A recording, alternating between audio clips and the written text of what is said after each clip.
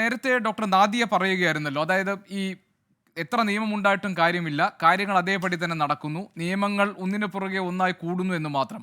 അപ്പോൾ ഈ കേന്ദ്ര നിയമം വരട്ടെ എന്നാണല്ലോ IMA അടക്കം ഇപ്പോൾ എല്ലാ ഡോക്ടർമാരുടെയും ഒരു പൊതുവായ ആവശ്യം.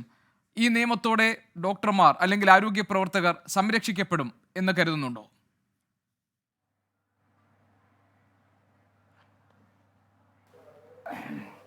ഡോക്ടർ നാദിയ പറഞ്ഞത് ഞാൻ വളരെ സൂക്ഷ്മമായി തന്നെ കേട്ടു. അപ്പോൾ ഇതിൽ എനിക്ക് പറയാനുള്ളൊരു മൂന്ന് കാര്യങ്ങൾ. ആദ്യം തന്നെ ഈ ആശുപത്രി സംരക്ഷണ നിയമത്തെക്കുറിച്ച് പറയാം.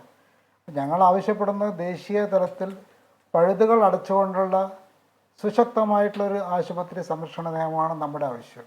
കാരണം എന്താണെന്ന് വെച്ചാൽ കഴിഞ്ഞ കാലങ്ങളിലുണ്ടായി നമ്മളിപ്പോൾ പറഞ്ഞു 25ഓളം സംസ്ഥാനങ്ങളിൽ ആശുപത്രി സംരക്ഷണ നിയമം, അതായത് ആശുപത്രിയിലുള്ള ഡോക്ടർമാർ, മറ്റ് സ്റ്റാഫ് അംഗങ്ങൾ, അവരുടെ ശരീരത്തിനും മനസ്സിനും ഉണ്ടാകുന്ന ആക്രമങ്ങൾ, അതേപോലെ തന്നെ സ്വത്ത് നഷ്ടങ്ങൾ, ഇവർക്കെതിരെയുള്ള ഒരു നിയമമാണ് ഈ ആശുപത്രി സംരക്ഷണ നിയമം എന്ന് പറയുന്നത്. ഇപ്പോൾ കേരളത്തിലെ കാര്യം തന്നെ എടുത്ത് നോക്കാം. 2012 ആശുപത്രി സംരക്ഷണ നിയമം ശ്രീ VS അച്യുതാനന്ദൻ മുഖ്യമന്ത്രിയും ശ്രീമതി ടീച്ചർ ആരോഗ്യമന്ത്രിയായിരിക്കുകയാണ് ആ ആശുപത്രി സംരക്ഷണം 2012 വന്നത്.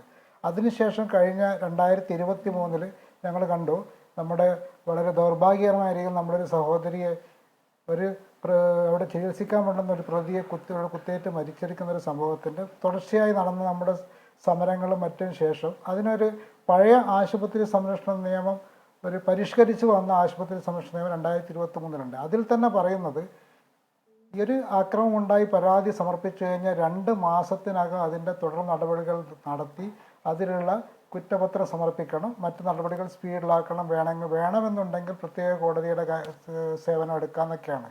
പക്ഷെ അവിടെയാണ് ഈ പ്രശ്നം കിടക്കുന്നത്. എന്ന് വെച്ചാൽ പലപ്പോഴും നിയമങ്ങൾ വന്നു കഴിഞ്ഞാലും അതിൻ്റെ ഇംപ്ലിമെൻറ്റേഷനിൽ വരുന്ന പാകപ്പിഴകൾ, അതായത് അതിൽ വരുന്ന ഒരുപാട് വീഴ്ചകൾ, അതായത് പ്രത്യേകിച്ച് ഈ നിയമപ്രകാരം കേസെടുക്കാൻ ഉണ്ടാകുന്ന മടി, അല്ലെങ്കിൽ അതിലുണ്ടാകുന്ന ഒരു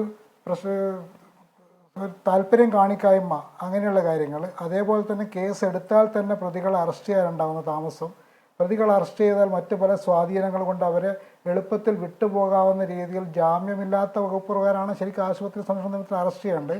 പക്ഷെ പലപ്പോഴും ജാമ്യം കിട്ടുന്ന വകുപ്പുകളൊക്കെ ചേർത്ത് അവർക്ക് പുറത്തു വരാനുള്ള മറ്റു പല ഇടപെടലുകളുണ്ടാവും. അതൊക്കെയാണ് ഇതിൻ്റെ പ്രശ്നം വരുന്നത്.